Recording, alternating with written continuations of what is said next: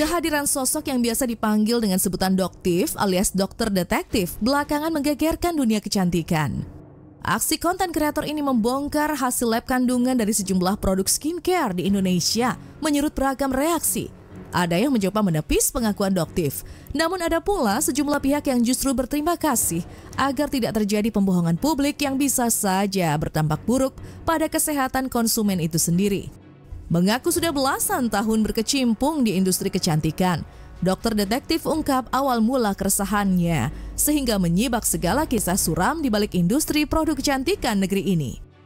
Berawal dari keresahan saking banyaknya owner skincare melakukan flexing, juga overclaim terkait produk mereka, doktif mulai tergelitik untuk menelusuri kandungan asli dari sejumlah skincare. Asalnya doktif ini sampai muncul ya di Indonesia sebenarnya karena fenomena flexing yang sudah luar biasa dari beberapa owner skincare yang menurut pendapat pribadi doktif itu sudah melampaui batas.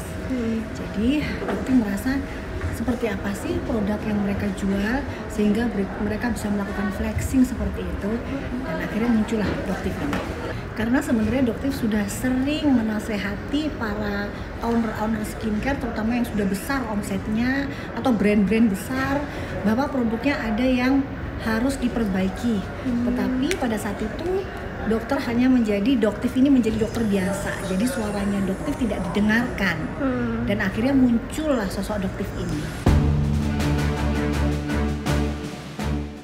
Punya ratusan ribu pengikut di media sosial, sosok doktif kian mencuri perhatian ketika ia tak gentar menyinggung sejumlah nama besar di industri produk kecantikan.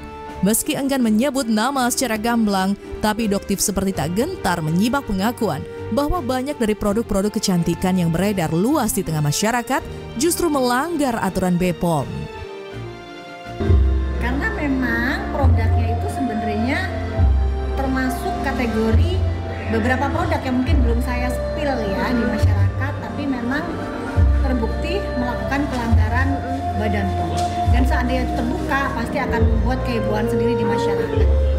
Jadi begini, untuk para pengusaha ya, terutama untuk para pengusaha skincare, dokter sarankan untuk selalu melakukan uji lab secara mandiri dan meletakkan hasil uji tersebut di etalase kalian masing-masing. Dan yang perlu juga dokter informasikan ke teman-teman untuk para pengguna skincare, nggak perlu menunggu adanya statement dokter approve ya, itu yang perlu dokter ingatkan. Karena bagi para pengusaha skincare yang sudah berani meletakkan hasil lab di etalase mereka, berarti mereka sudah berani mempertanggungjawabkan itu. Jadi silakan saja dibeli ya guys ya. Dikenal lantang membongkar kandungan sejumlah produk skincare, doktif kian lekat dengan citra detektif ketika menggunakan topeng sebagai penutup wajah. Menyamarkan identitas, adakah doktif dilanda ketakutan harus berhadapan langsung dengan nama-nama besar di industri skincare? Ataukah ada alasan lain yang membuatnya enggan tunjukkan jati diri?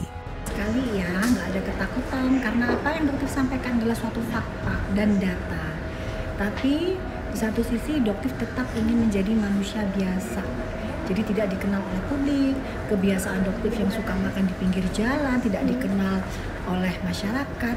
Doktif tetap ingin di posisi seperti itu. Tapi dokter ini fokus utama adalah doktif ini berada di depan masyarakat yang selama ini kurang paham mengenai skincare. Jadi intinya dimanapun dokter itu harus tetap edukasi, tapi tidak melarang dokter itu untuk berjualan. Jadi dokter pun punya usaha, punya skincare, tetapi itu bukan fokus utama.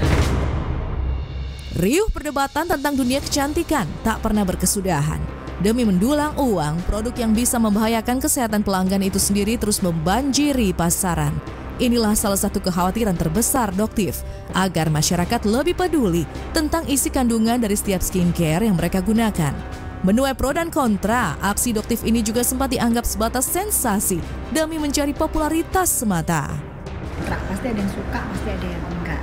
Tapi selama yang dokter sampaikan itu adalah fakta, kebenaran, tidak ada yang perlu dokter takutkan dari segi mana.